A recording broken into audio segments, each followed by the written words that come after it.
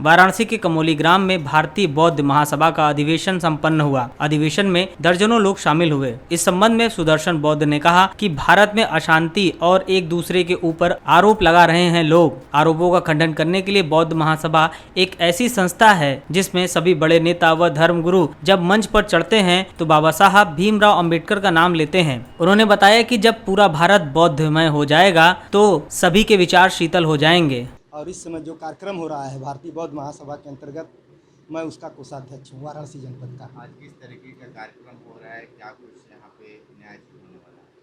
आज यहाँ पर एक ऐसे कार्यक्रम का आगाज हो रहा है जिससे भी भारत में जो अशांति की व्यवस्था और लोग एक दूसरे के ऊपर आरोप लगा रहे हैं, आरोपों को खंडन करने के लिए भारतीय बौद्ध महासभा एक ऐसी संस्था है जो सभी, चाहे कोई बड़े नेता हों, चाहे कोई बड़े धर्मगुरु हों, सभी लोग जब मंच पे चढ़ते हैं तो बाबा साहब का नाम लेते हैं।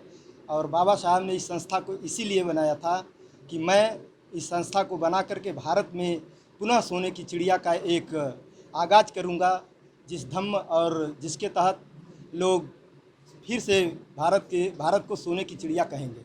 आपको नहीं लगता है कि बाबा साहब भीमराव अम्बेडकर का नाम लेकर राजनीति की जाती है?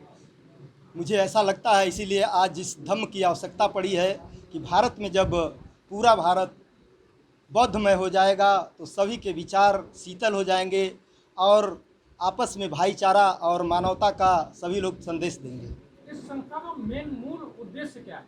इस संस्था का मूल उद्देश्य यह है कि हमें भारत में सभी लोगों को, चाहे किसी भी जाति के हों, चाहे किसी भी वर्ण के हो, चाहे किसी समुदाय से हों, सभी लोग आपस में एक भाईचारे का संदेश दें।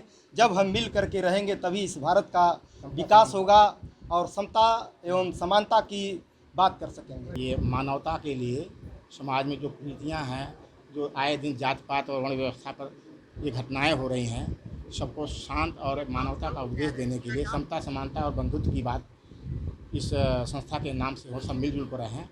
इसी उद्देश्य से सर आज इसकी अभी सुदर्शन जी ने कहा कि हम चाहते हैं कि इसमें कहाँ तक कामयाब हो।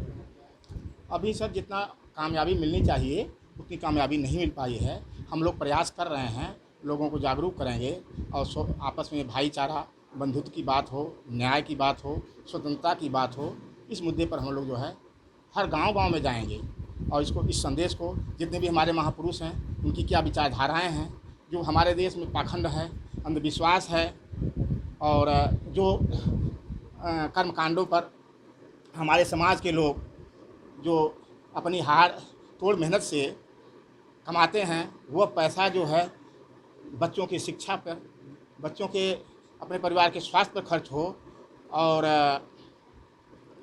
इसी उद्देश्य से हम लोग जो है इसको कर रहे हैं। आप लोगों ने भी जैसा पढ़ा है, हम लोगों ने भी देखा है कि भीमराव अम्बेडकर को यहाँ तक पहुँचने के लिए बड़ी ही जद्दोजहद करना पड़ा था।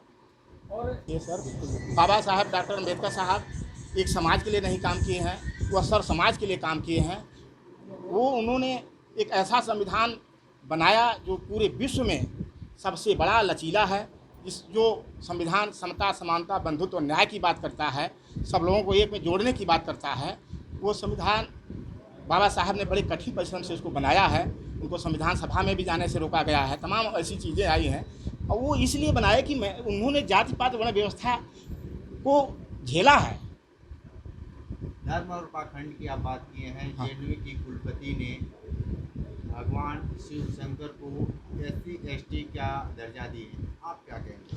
हमारा विचार यह है कि जो भी हैं देवी देवता जो भी हैं, अब उनको देखे नहीं हैं, न उनका जन्म जानते हैं, न उनकी जन्मतिथि जानते हैं और इस आधार पर कह सकते हैं कि उनको तो हम लोग नहीं जानते हैं, नहीं देखते हैं, ना कोई प्रमाण मिलता है। लेकिन रही बात बौद्ध धर्म की, जहाँ भी खुदाई हो रही है वहाँ बौद्ध धर्म का पूरे भारत में इतिहास उनका अवशेष मिल रहा है और ये धर्म जो है पूरे विश्व में ये प्रचलित है। आज हमारे देश में ये धर्म पैदा हुआ और यहाँ सूख गया, उसकी डालियाँ आज विदेशों में है, 130 देशों में है। पेश है न्यूज बकेट हिंदी मासिक पत्रिका। पढ़ें इस महीने की पूरी खबर विस्तार से हमारे न्यूज बकेट की मैगजीन में। हमारी ई मैगजीन को मुफ्त में पढ़ने के लिए अभी लॉगिन करें www.newsbucket.in पर। इसके अलावा रोज की ताज़ा खबरों के लिए हमारे YouTube चैनल को तुरंत सब्सक्राइब करें।